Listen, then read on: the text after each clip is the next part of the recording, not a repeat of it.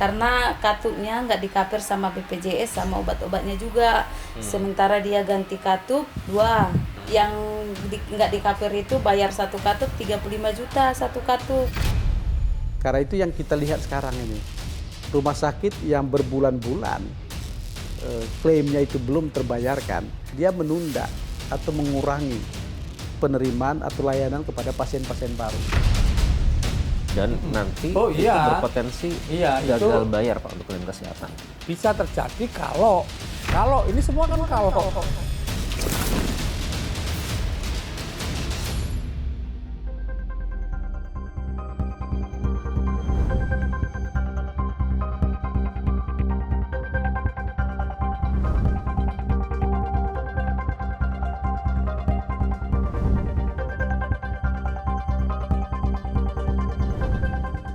Kurang setuju ya soal iuran akan dinaikkan, karena kita juga udah ngerasain soal pelayanan sama prosedur BPJS juga kurang mendukung untuk masyarakat kecil kayak kita. Jadi kalau dinaikin untuk biaya dan lainnya aku rasa kurang make sense, kurang cocok sih ya. Kalau menurut saya sih kalau misal kualitasnya juga naik gitu ya, meningkat ya silahkan gitu ya. Tapi kalau misal udah mah dinaikin terus kualitasnya juga tetap aja. Kalau menurut aku kalau misalkan yang kayak untuk perawatan yang besar itu kalau kata aku masih lumayan kurang, karena untuk isen BPJS tuh masih diiniin gitu loh, masih diundur-undur lah penginiannya Defisit. Lagi-lagi, Badan Penyelenggara Jaminan Sosial Kesehatan mengalami defisit. Kali ini jumlahnya diperkirakan menyentuh angka 20 triliun rupiah. Kabar tidak enak ini sebenarnya sudah dihempuskan oleh Dirut BPJS Kesehatan Ali Gufron Mukti pada November 2024 lalu. Dirut BPJS memberi kode akan menaikkan premi. Namun, baru bisa dipastikan per Juli tahun ini. Saya udah bilang ke Bapak, kalau hitung-hitungan kami sama Ibu Menkyu, 2025 harusnya aman. Di 2026 kemungkinan masih ada adjustment dari tarifnya, dan saya minta waktu ke beliau nanti kalau hitung-hitungannya sudah pas mau menghadap dengan Ibu Menteri Keuangan untuk menjelaskan. Ada penyesuaian tarif nggak? Rencananya di 2026 itu ya Pak? 2026. Tapi masih itu sedang dikerjakan dengan Kementerian Keuangan, BPJS dan Kementerian Perkiraan Kesehatan. naiknya Pak berapa persen? Belum ada kan. Makanya masih ngadep beliau. Tapi udah dikasih waktunya nanti sama gua.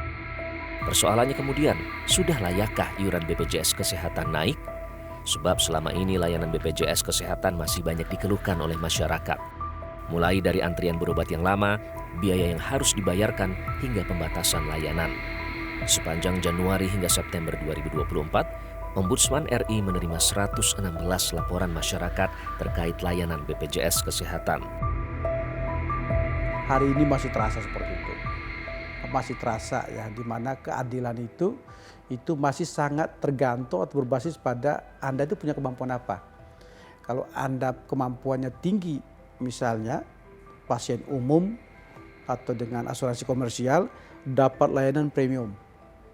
Kalau kemudian Anda pasien BPJS, Anda dilihat dulu, ini kelasnya apa, kelas 1, 2, atau 3. Kalau kelas 1 itu dapatnya mungkin yang paling bagus, kelas 2 setengah, kelas 3 rendah. Padahal sesungguhnya layanan itu harus berbasis pada kebutuhan medis. Kebutuhan medis itu terkait dengan apa? Ya penilaian klinis seorang dokter terhadap apa yang dibutuhkan oleh pasien. Bukan karena dia mampu atau tidak mampu membayar. Nah praktik hari ini kan masih terasa seperti itu. Demi mendapatkan gambaran langsung dari masyarakat, realitas mendatangi beberapa yayasan atau rumah singgah di sekitaran Rumah Sakit Jantung Harapan Kita dan Rumah Sakit Kanker Darmais di Jakarta Barat.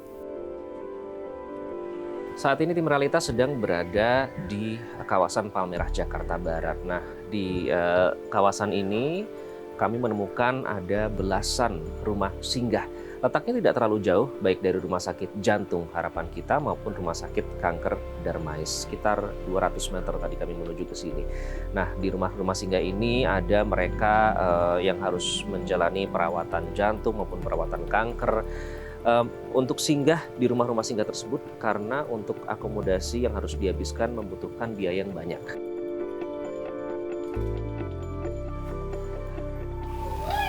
Assalamualaikum. Waalaikumsalam. Saya mau ketemu dengan Ibu Nia. Saya sendiri Ibu dengan Nia. Nia. Apa kabar Bu Nia? Alhamdulillah baik Pak. Saya Iqbal dari Metro TV yang tadi WhatsApp Bu Nia. Baik Pak. Boleh izin lihat rumah singgah Alisha nih ya Bu ya? Silakan Pak. Sepintas rumah-rumah di kawasan Kota Bambu Selatan, Palmerah, Jakarta Barat ini hanyalah hunian biasa. Namun sejatinya ini adalah rumah singgah khusus pasien tidak mampu. Mereka yang tinggal di sini adalah pasien pengidap penyakit jantung. Mereka datang dari berbagai kota di Indonesia untuk berobat di rumah sakit rujukan nasional. Rumah singgah pasien tidak mampu menjadi saksi bisu perjuangan para pasien dan keluarganya selama pengobatan yang panjang.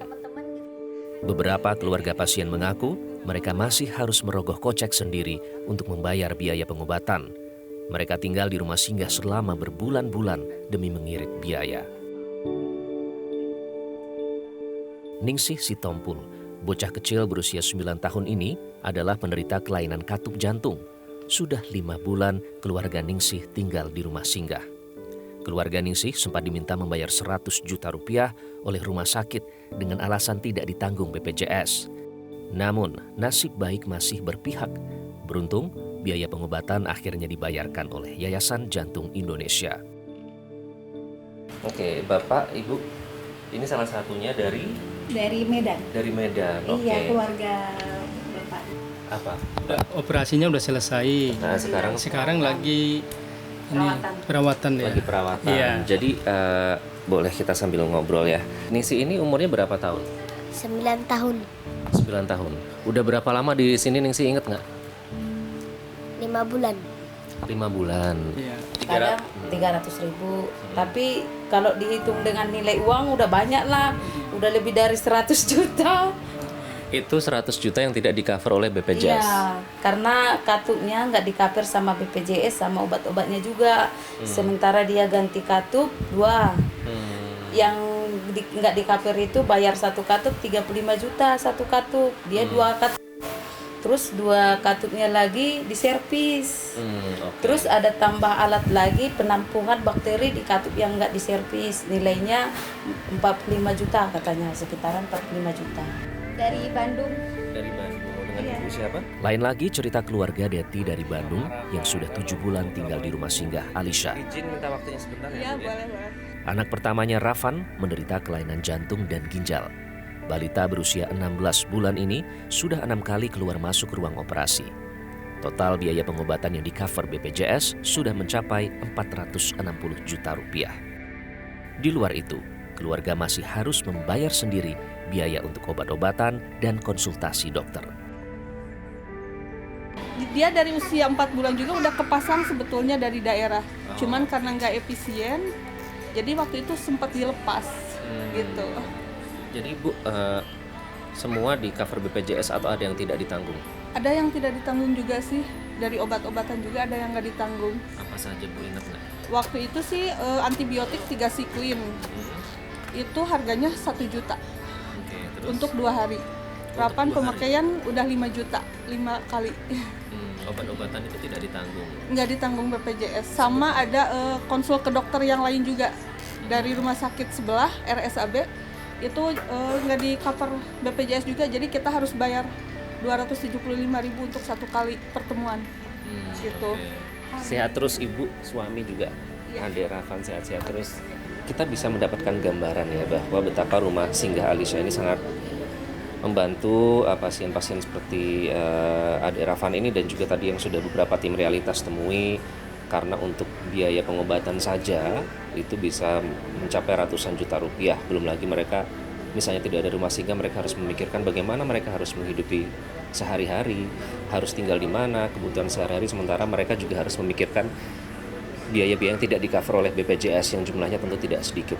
Apalagi tadi melihat teman-teman yang ada sudah tim realitas temui, rata-rata profesinya mungkin ada yang petani, ada juga yang ojek online yang mungkin penghasilannya tidak bisa untuk meng-cover cukup semua kebutuhan biaya yang tidak di-cover oleh BPJS tersebut.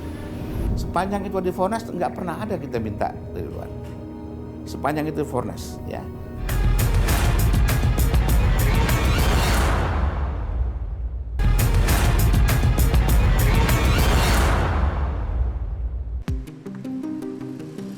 Tidak bisa dinafikan lagi, Jaminan Kesehatan Nasional atau JKN jelas bermaslahat bagi masyarakat.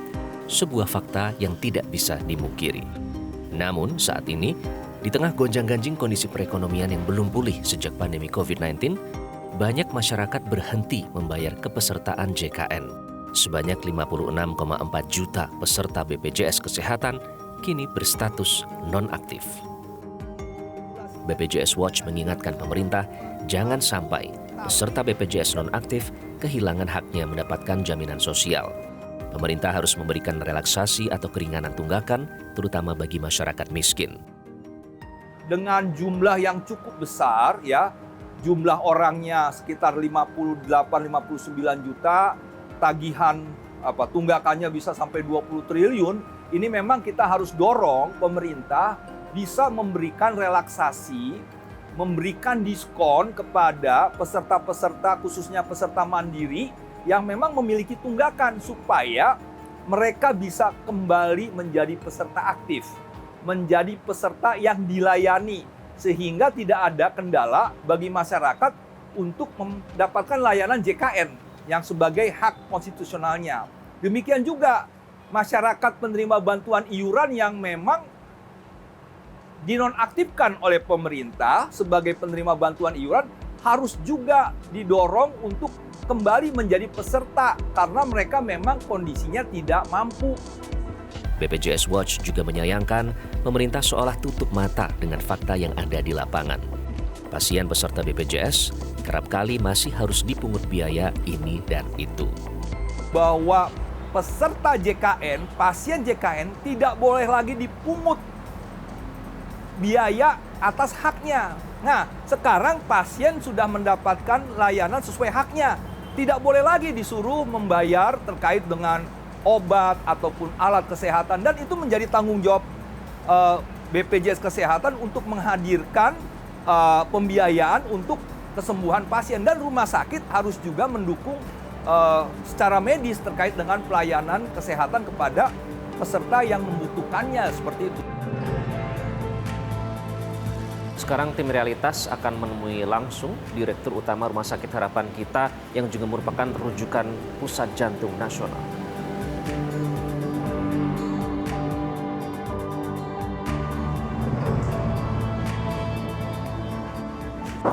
Selamat siang. Selamat siang, Pak. Apa kabar baik, Pak? Sehat ya? Boleh, silakan. Silakan. BPJS Kesehatan sudah bolak-balik dilanda defisit. Kondisi ini menimbulkan tanda tanya besar, disebabkan oleh pendapatan yang kecil, ataukah justru mismanagement? Sejauh ini bentuk yang sudah diberikan pelayanan BPJS kepada masyarakat seperti apa, dan selama tahun 2024 ada berapa pasien yang menerima fasilitas BPJS itu? Perlu diketahui, rumah sakit ini kalau kita lihat secara sepintas, layanan yang diberikan itu 90% adalah pasien BPJS. 90%. Angkanya dalam 10 tahun itu bergerak 85 sampai 90%. Jadi majority adalah pasien BPJS. Pertanyaannya, pelayanan apa yang kami berikan? Ya, segala hal yang terkait dengan pelayanan penyakit jantung dan pembuluh darah. Kemudian ada juga, saya sempat riset soal katup. Nah, tindakannya ditanggung tapi alatnya harus membeli sendiri. Nah, kita ingin mendapatkan pencerahan nih Pak, sejauh mana yang ditanggung dan mana yang tidak ditanggung. Ya, ini mungkin perlu klarifikasi nih. Nggak semua yang dikatakan tadi betul ya. Dalam perjanjian kita dengan BPJS sudah jelas tindakan-tindakan apa saja yang memang bisa dijamin oleh BPJS. Pada prinsipnya hampir semua tindakannya. Jadi kita harus bedakan antara protokol yang dilakukan di rumah sakit ini dengan protokol yang kita sepakati sebagai protokol nasional. Ya. Nah, pada prinsipnya hampir semua tindakan itu di-cover oleh BPJS, kecuali ada beberapa hal. Patokan kita adalah Fornas. Obat-obatan itu masuk ke dalam skema formularium nasional yang sudah disepakati bersama. Sepanjang itu di Fornas, nggak pernah ada kita minta dari luar. Sepanjang itu Fornas. Ya. Dan nah sekarang yang kedua, alat medis habis pakai. Itu patokannya adalah kompendium. Kompendium itu dibuat oleh kementerian, oleh negara. Sepanjang itu ada di dalam kompendium, itu nggak ada istilah kita harus beli di luar itu.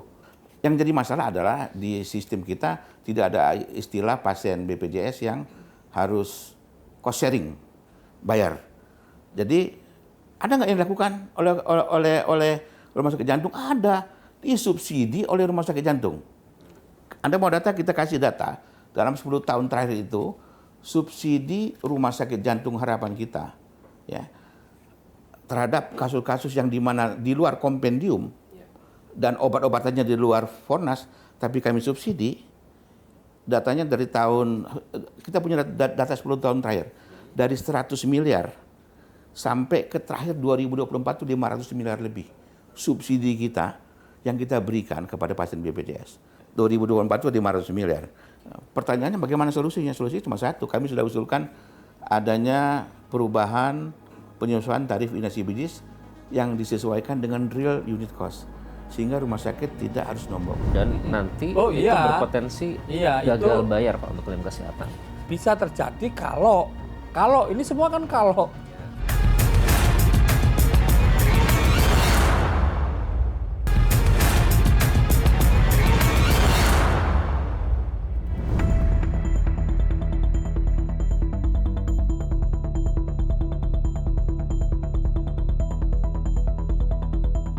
Dirut BPJS Kesehatan menyebut, tingginya angka utilitas atau klaim peserta memicu tekor keuangan BPJS Kesehatan.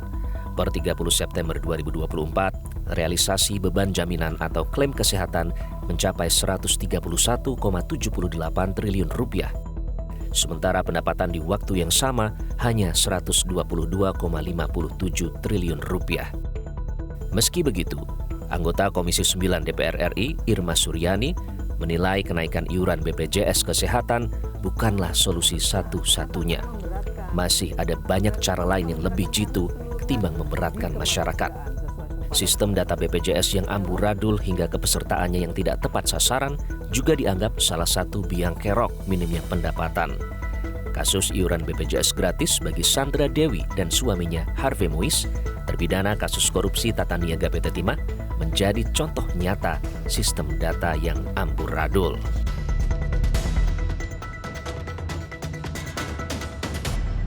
Nah, harusnya ada ketegasan sikap dari pemerintah.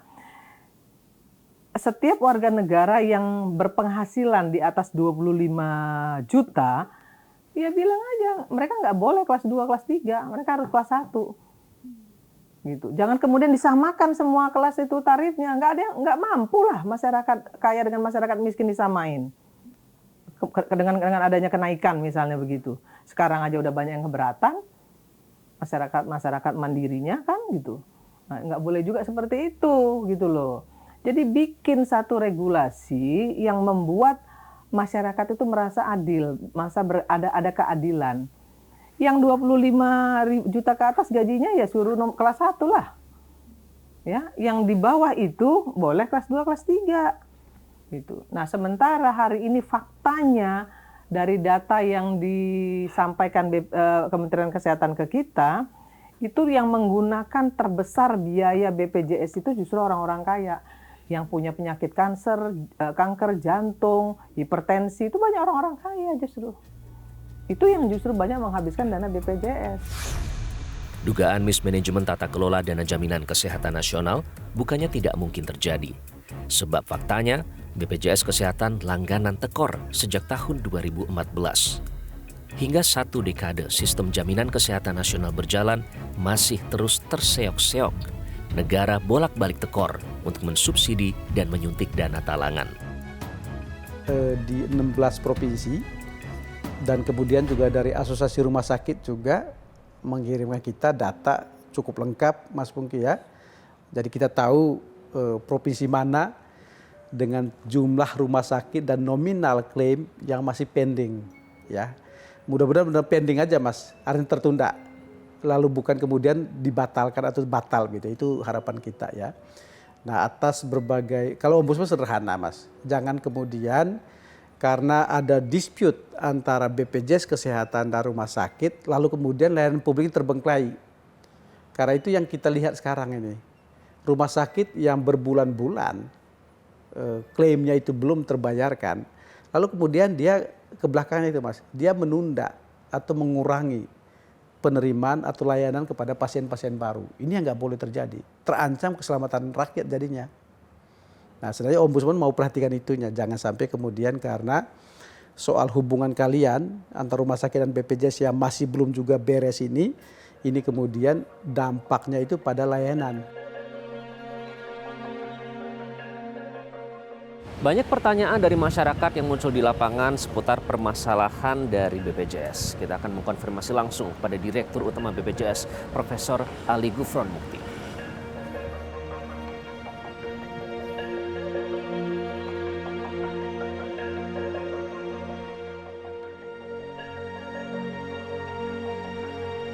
Nah, masalahnya saya dengar defisit nih, Prof. Benar tidak? Saya mau konfirmasi. Iya. Ada defisit anggaran nilainya hampir mencapai 20 triliun. Jadi begini, untuk BPJS ya, itu dananya kan ada dua. Dana namanya DJS, dana jaminan sosial, di mana itu adalah iuran-iuran yang dikumpulkan, dan dana BPJS. Dana BPJS itu dana yang dulu waktu pembentukan kan ini ada PT Askas, ada di segala macam itu, kayak gitu. Nah, dana DJS yang disebut-sebut itu kita ini sehat.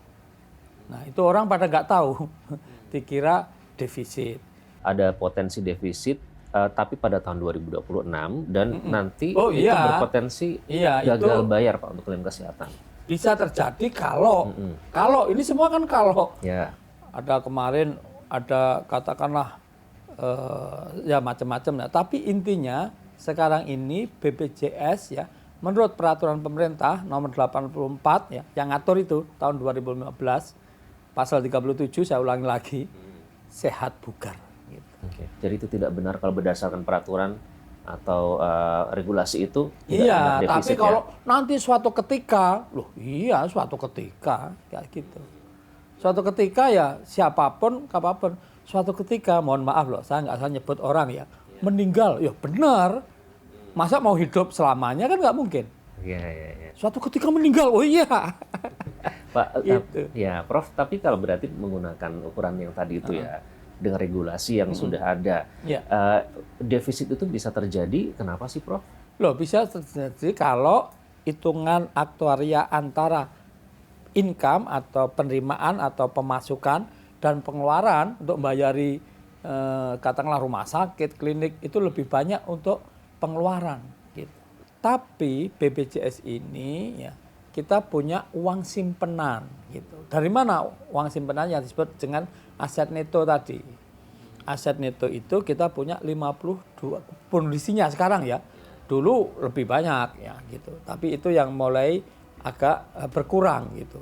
Makanya suatu ketika nanti ya bisa defisit secara keseluruhan gitu.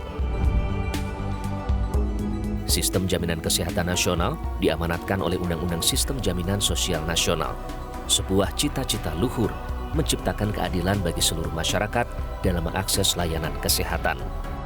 Kini pemerintah sedang melakukan efisiensi anggaran hingga 306,69 triliun rupiah. Lantas pemangku kebijakan lebih pilih mana? Mengutamakan akses layanan kesehatan yang berkeadilan ataukah program-program mercusuar yang lain? Metro TV. Jelajahi cara baru mendapatkan informasi. Download Metro TV Extend sekarang.